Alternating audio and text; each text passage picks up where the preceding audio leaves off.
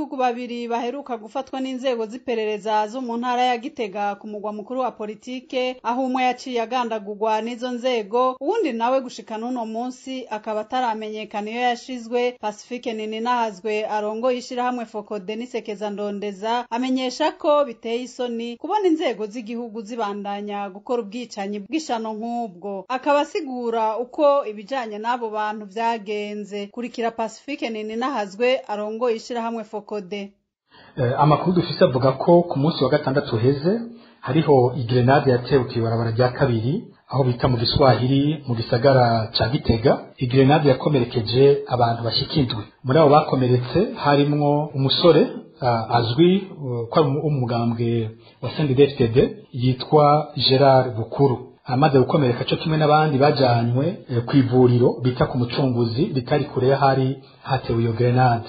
Umugenzi wa Gerard Bukuru yitwa Prosper Niyonizigiye amaze kumva byashikiye Gerard, nawe yaciye amusanga aho kuri iryo vuriro kugira murabe uko amerewe. Aho rero niho abakozi b'iperereza, abapolisi be n'imbonerakure bagiye gusanga Gerard Bukuru be na Prosper Niyonizigiye. Amakuru twavanye aho hantu akavuga ko abapolisi binjiye bagatera ubwoba abaganga batega ko babereka ngo umuntu wa mbere yatanguye kuhinjira aje kwivuza. Niko kuca bafata wa Gerard Bukuru batangura kumukubitira ngaho nyene muri ivyo bitaro cyo kimwe na Prosper Niyonizigiye.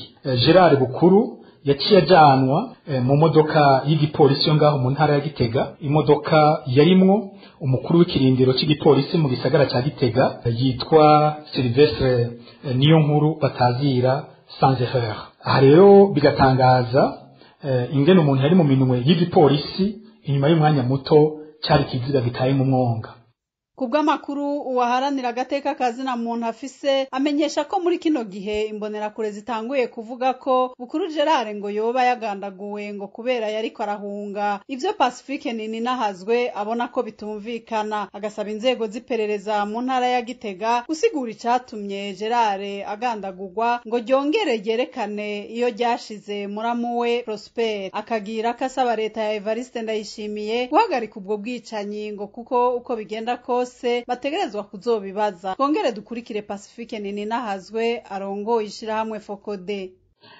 Bamwe mu mbonerakure no mu bapolisi batanguye kuvuga ko Gerard bamwishe mu gihe ariko agerageza guhunga, ariko ikitumvikana nuko ikiziga bakiravye basanze carashwe mu gahanga, basanga kandi yarakubiswe ikintu mu mutwe. Aho rero uriko arahunga nawe bikabizwi ko araswa mu mugongo. Ibiro vyerekana ko Gerard by'ukuri agandagurwa n'igipolisi.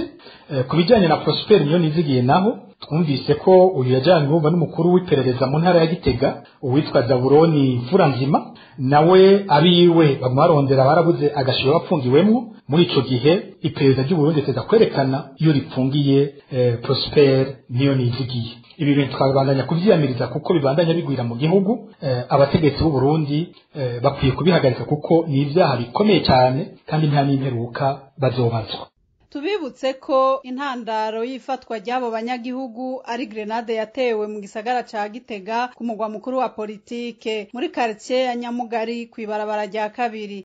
Ibara ryaraye riguye ku bitaro vy'intara ya Rumonge aho haraye habuze ikiziga c'umwana mu gihe yari mu buruhukiro bw'ivyo bitaro. Abo mu muryango w'uwo mwana bavuga ko umwana wabo atari guhambwa batarahashika. Ivyo bikaba vyabaye kuri uno 2026 Gitugutu umwaka 2021. Ngivyo ni inkurikizi mbi iva ku bakozi bakora kuri ivyo bitaro batigera bahanwa, kandi abanyagihugu badasiba kuvuga ububi bw'abakozi bakora kuri ivyo bitaro vy'intara ya Rumonge. Idonido narise Mukeshimana.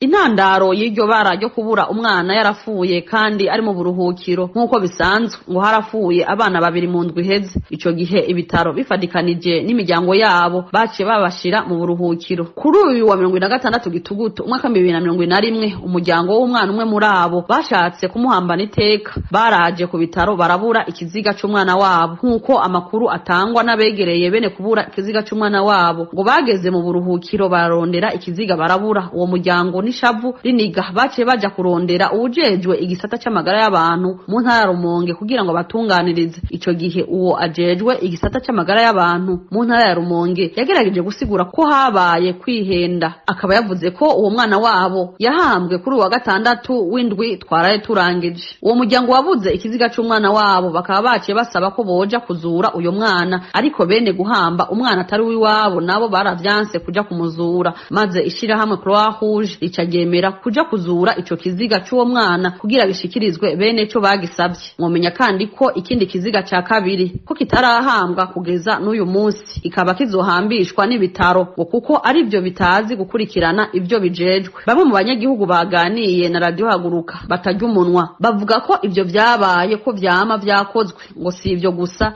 bitagenda neza kuri ivyo bitaro, ivyaho ngo vyabaye akayobera abahinga, ngo ni kenshi abaforoma bo kuri ivyo bitaro bama bidogerwa n'abanyagihugu babitura, ariko ngo leta ntiheze ngo ibahane. Ku bwabo rero ngo ni ingaruka mbi ya leta ya CNDD-FDD ititwararika ubuzima bw'abanyagihugu. Alice Mukeshimana ndagushimiye. Imbere yuko dusozera ano makuru tuva mu Rumonge tuje hafi yaho gato mu ntara ya Makamba aho umugabo umwe yapfuye ahitanywe n'ibikomere vy'ibibugita yacumiswe ku munsi wa kane w'indwi heze. Iryo bara rikaba ryakozwe n'umusirikare ajejwe umutekano w'urugo rw'umushikiranganje wa mbere wa leta ya CNDD-FDD. Ako kabi kabishe kakaba kabereye ku mutumba Bukeye komine Nyanzarake intara ya Makamba. Umuryango wo yishwe kumwe n'abarundi batari bake basaba leta ya CNDD-FDD guhana bimwe bikomeye uwo musirikare hisunzwe amategeko ngo kuko biteye isoni kubona uwokingira abanyagihugu ari wagaruka akabagandagura. Inkuru twateguriwe na mugenzi wacu Eric Kwizera. Uwo mugabo mu ntara ya Makamba yarayasandavye yahitanywe n'ibikomere vy'ubugita yacumiswe kuri uyu wa kane uheze n'umusirikare ajejwe umutekano ku mushikiranganje wa mbere azwi ku mazina ya Isa Nizigiyimana. Ivyo bikaba vyabereye ku mutumba Bukeye ku murwa mukuru wa komine Nyanzarake mu ntara ya Makamba mu manuko bw'igihugu. Igihe umusirikare yakora ako kabi kabishe ngo ntiyari yambaye umwambaro wa gisirikare. Ababibonye bavuga ko Nizigiyimana yacumiswe kuri uwa kane nk'igihe c'isaha 2 z'ijoro. Babanije bagira bati ndugure twamugina. Yari kumwe n'umugenzi wiwe aho imodokari yahagarara bukwi na bukwi impande yabo. Abantu harimwo umusirikare bari muri iyo modokari barahaririye umwanya mutoya imbere yuko umusirikare asimbira kuri uwo muhisi akamucubita ibugita vyinshi. Natwe ataco turi bukise ndugaye twamugina. Uwo yacumiswe abanyagihugu baragerageje kumujana kw'ivuriro rihegereye ariko biranka bibi vy'ubusa aruhira gusandaba. Uwakoze iryo bara yarahagaritswe basanga n'umusirikare akiri mu kazi akorera ku nyubako y'umushikiranganje wa mbere iri mu ntara ya Rutana. Ako gushika ubu uwo musirikare ntararengutswe imbere y'intahe. Abanyagihugu bavuga ko imodokari uwo musirikare yarimwo yagiye yirukanka cane ihagarikwa n'igipolisi ahitwa ku Muyange. Abari muri iyo modokari harimwo n'uwo musirikare baca barafatwa bajanwa mu gasho. Abaryango bo yishwe basaba ubutungane ko bwokora kugira hamenyekane icatumye uwabo agandagurwa. Umuryango wiwe kumwe n'abarundi batari bake bakaba babazwa no kubona imodokari yakoreshejwe yarasubijwe nyeneyo imbere uko amatohoza ahera. Ngo bafise amakenga menshi ko n'uwo musirikare ashobora kurekurwa umwanya n'umwanya. Bakaba basaba leta ya CNDD-FDD kwikubita gashi igahana uwo musirikare kuko bitumvikana ukuntu waraje gukingira abanyagihugu ari wagaruka akaba ku buzima. Abanyakuri nibo bagomba kurwanywa mu gihugu cy'Uburundi, murabibona murabyumva. Mwumve ko birababaje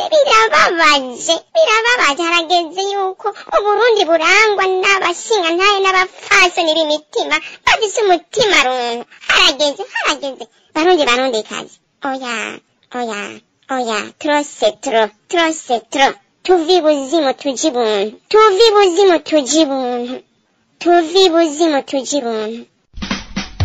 Ariko kandi sindi no mu batangara iyo mu bihugu byacu bishitse ko abantu bafata ibigwanisho. Twarabibonye muri kahise ku Burundi, twarabibonye muri kahise k'akarere turimo ko iyo abantu bamaze kwihebura bakabona atakindi basigaranye ko inzira y'ibigwanisho iri mu nzira za mbere usanga baja.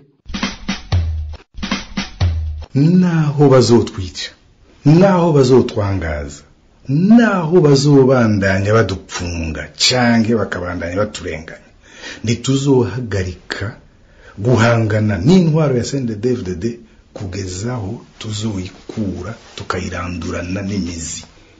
Ako kazi ntituzogahagarika na rimwe. Tugowamwe nico gituma dukwiye kunga ubumwe mu kuharanira agateka kacu. Iki ni kimenyetso cyuko mu butandukane bwacu ako karenganyo tukumva kumwe. Nico gituma n'abarundi aho bari bose bokumva kumwe akarenganyo barenganye. Ntarabe ngo ntaco ngo ndenganirijwe ngo n'umutete nkanje, ngo ndenganijwe n'umuhutu nkanje, ndenganijwe n'umututsi nkanje. Oya, akarenganyo tukumve kumwe, kababaza kumwe, kandi duhaguruke kumwe kugira tukagwanirize hamwe. Ningaha rero duciye dusozerera amakuru yo kuri uno munsi wa gatatu igenekerezo rya 27 Gitugutu umwaka wa 2021. Nkenguruke mwebwe mwari muteramanye natwe, nkongera nkashimira abamenyesha makuru b'uruganda rwa Radio Haguruka bamfashije kwegeranya ano makuru, hamwe rero na Giselle Manirakiza yari mu buhinga bw'ivyuma. Arine Munezero mwari kumwe kuri mikro, nkabanda basezeye ndabifuriza amahoro iwanyu naho ubutaha.